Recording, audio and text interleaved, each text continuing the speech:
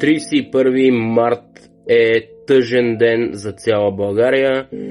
Загубихме още една легенда на българският футбол, един брилянтен вратар, един лидер и истински капитан на и извън терена, който изведе нацията ни до най-големите и високи върхове в световният футбол. Роден на 12 февруари 1963 година, син на друга синя легенда и националния отбор по футбол на България Бисер Михайлов, той е закърмен с футбола и дестинацията и попрището футболно игрище са някакси предначертани за него. Едва ли обаче в най-смелите мечти на малкия към момента Боби Михайлов от края на 60-те, чак може би до средата на 80-те години, могат да бъдат толкова смели да го ведат там, където всъщност след години силната му игра и качествата му най-извън терена ще отворят пътищата към върховете, които ще постигне на клубно и национално ниво. Естествено всичко започва и в Левски, като юноша на отбора, след което прекарва 8 години в отбора на сините и записва 180 мача за отбора на Левски.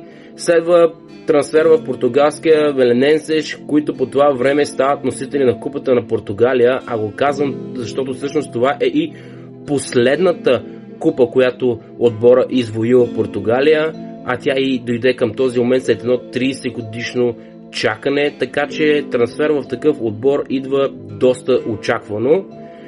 След което има 2 сезона в френският Мюлус, където изиграва 65 мача като титуляр почти всичките, до края на сезон 93-94, когато идват и най-големите професионални успехи за Боби Михайлов.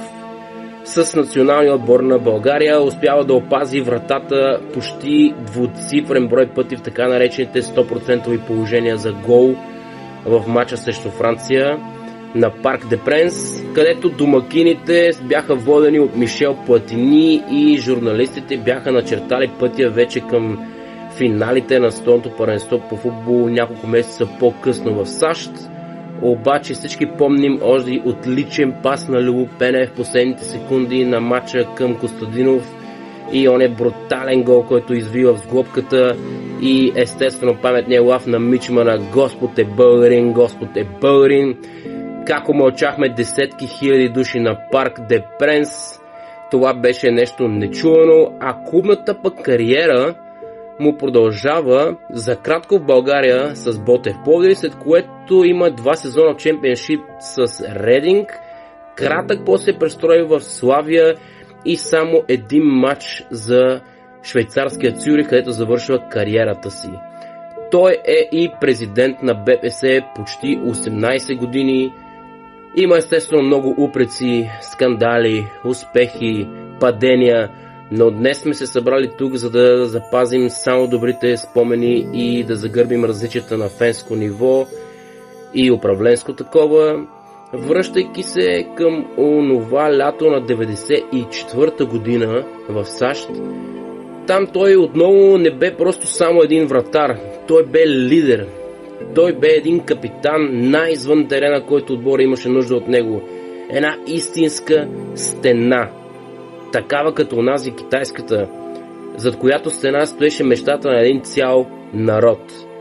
Пак неговата сила и умения остават леко на заден план след уникалните изяви на Стоичков и голмайстерският му приз на това световно първенство, което го изведе и до златната топка половин година по-късно.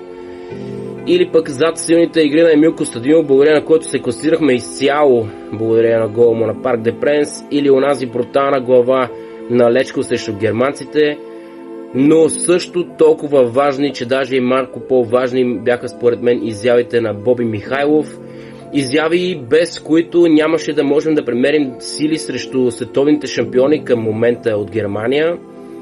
Срещу Мексико Боби Михайлов направи собственоръчно класирането на България възможно на четвъртфиналите и сигурно дори и аз да бях бил дуспа за нашия национален отбор, щях да класирам отбора, защото имахме нужда само от един гол. Дуспите Боби спаси всичко, каквото имаше за спасяване и беше абсолютно брилянтен. България винаги е имала силна школа при вратарите, Но след Боби Михайлов имахме Здравко Здравков, Димитър Иванков. Но след това имаме едно стабилно затишие, но имаме един играч сега, който малко наподобява с изявите си, особено при изпълнението на Дуспи, и това е Светло Вуцов. Наистина желаем много здраве, да се опази от контузии и да повтори успехите на легендарния Боби Михайлов с националния отбор, защо пък не. Легендите не се превръщат в такива за една нощ, за един матч, след едно изказване или след една еднократна помощ в благотворителна акция. Те се градят много трудно, с много пот, с години, а и феновете са тези, които избират за такива неплатените всъщност журналисти или пък спонсори с неясен происход.